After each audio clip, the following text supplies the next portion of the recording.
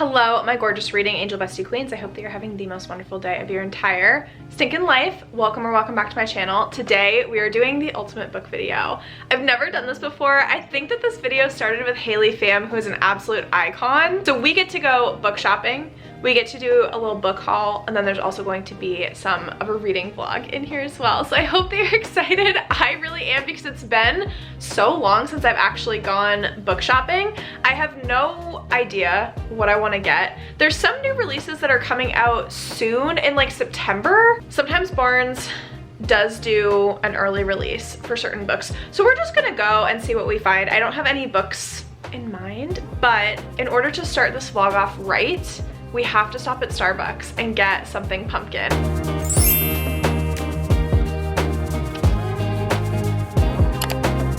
Let's get going.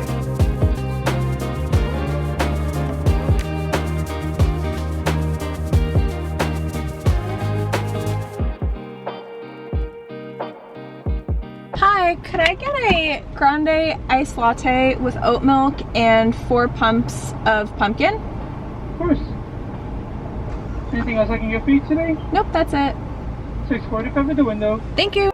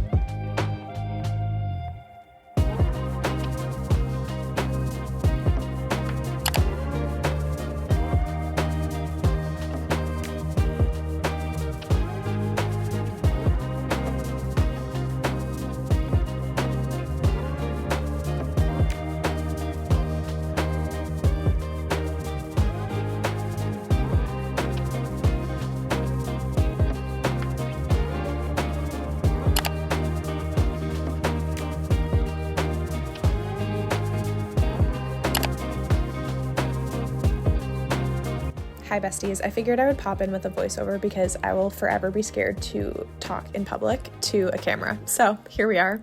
The Shadow Cabinet is the second book in the Majesty's Royal Coven series. It sounds super witchy, but those covers are just to die for. They're so pretty. This hardcover version of The Witcher Sword of Destiny, I have like the mass market paperback box set, and this hardcover is everything that I ever wanted for the series. Also, whenever I go into Barnes & Noble, I always look at A Day of Fallen Night because I keep meaning to read it, but I do not want to buy the hardcover. I want the paperback because these books are huge, and I have the paperback of Priory, so that's why I'm staring at this cover. And then they released a new edition. I think it's the 10th anniversary edition of The Bone Season, also by Samantha Shannon, and I'm working up the courage to read this because I'm not a sci-fi girly, but I really want to read it because I love Samantha Shannon's writing.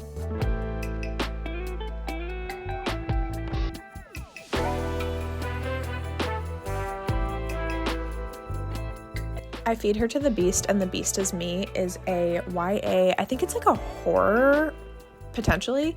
It's about ballerinas, and it literally sounds so good, and the cover is gorgeous.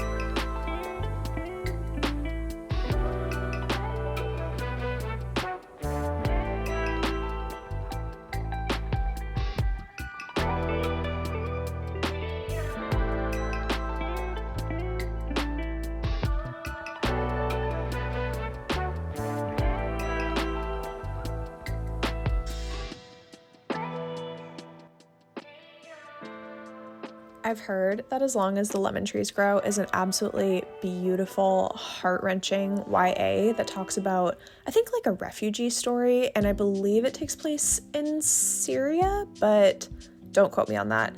The cover is beautiful, and sometimes you just want something that's going to rip your heart out and stomp on it.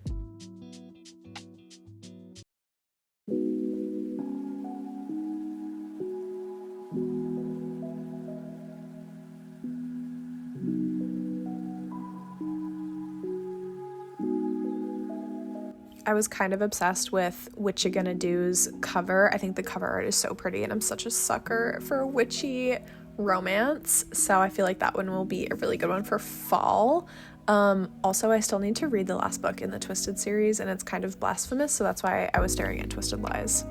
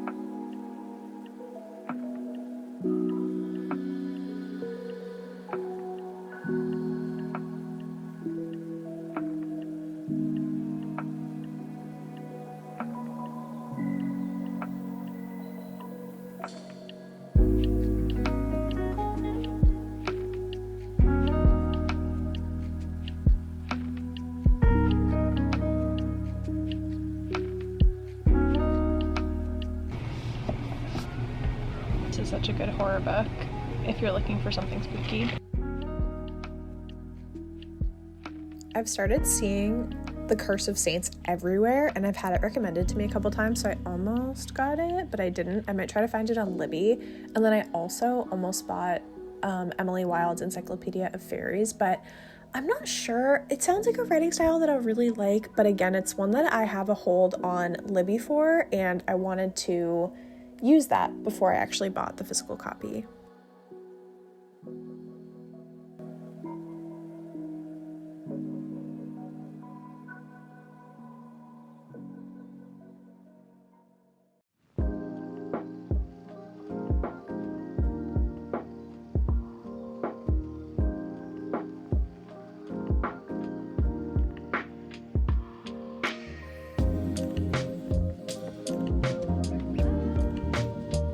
I was really so close to buying Her Majesty's Royal Coven. The books, I just love their covers so stinking much. I'm also very tempted to buy everything that Rebecca Ross has ever written because I love Divine Rivals.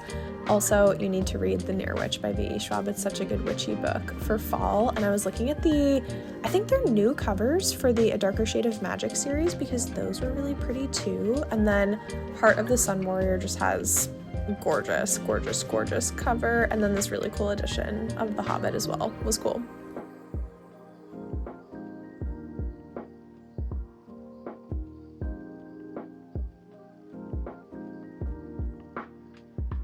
Hi besties. Okay, we got 3 books that I'm really excited for. First one is a book that's been on my radar for kind of a while, and I'm sorry, the AC is on because it is 106 degrees out right now, so if you hear the AC, I do apologize. The first book is The Saturday Night Ghost Club. This is by Craig Davidson. This is not a new release. This has been out for quite some time, but it's like a 1980s coming of age story. Jake Baker spends most of his life with his uncle Calvin, who is an eccentric enthusiast of occult artifacts and conspiracy theories.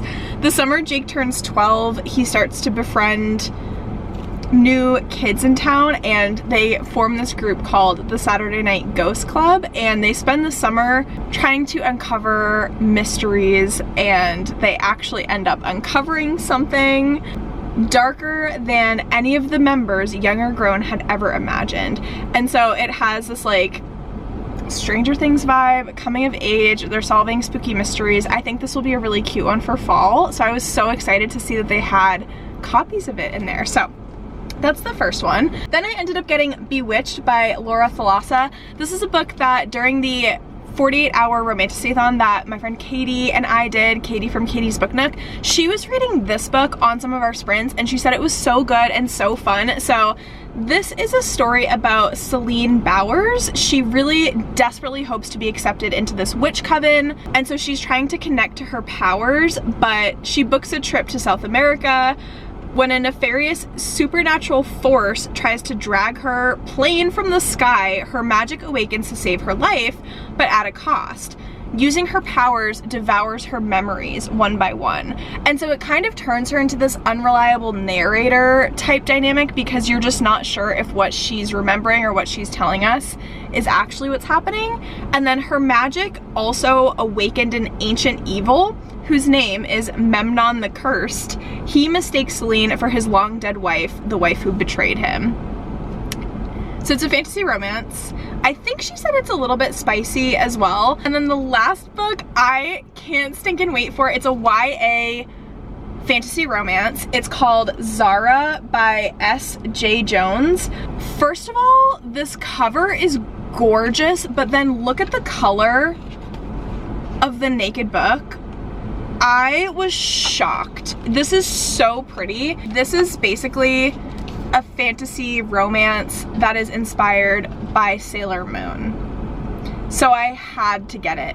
I'm trying to decide if I want to go somewhere to read like outside, but it's just so hot that I don't think I could sit outside and like have a good time.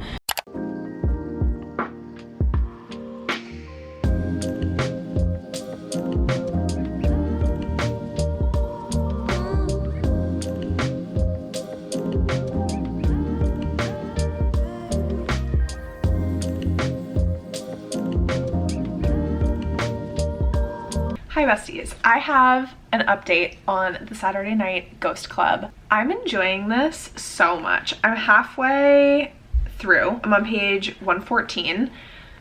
Also, can we just take a moment? I thought that this little ghosty bookmark would be so cute and so perfect for the Saturday Night Ghost Club.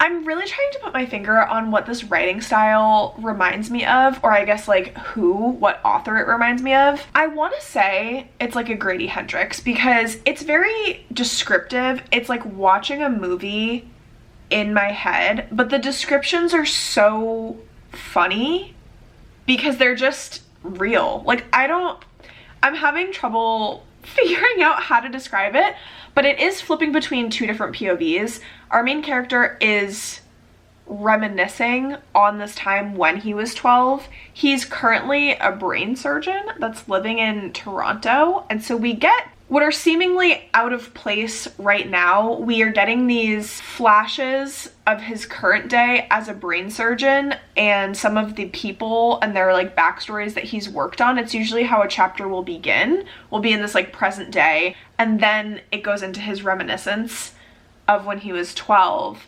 of this. I think this takes place over one summer of him and his friends that have formed the Saturday Night Ghost Club with his uncle. And they're visiting these haunted places around, they live in Niagara Falls, like a very, very small town surrounding Niagara Falls. And so it's summer, there's a lot of tourists, they're riding their bikes everywhere, and they don't know about these kind of local haunted places, but Jake's uncle, Uncle C, or Uncle Calvin, takes him to these places. And he usually sets the stage. He's like, this is the story of why this place is haunted. This is what we should be looking for. If there's something specific to do, like, you know how Bloody Mary, it's like you say Bloody Mary in the dark in a mirror in the bathroom 3 times and she'll show up. It's like, if there's something to do like that, they do it and then they see what happens. I really have no idea where this is gonna go. In my last 100 or so, a little bit less than 100 pages.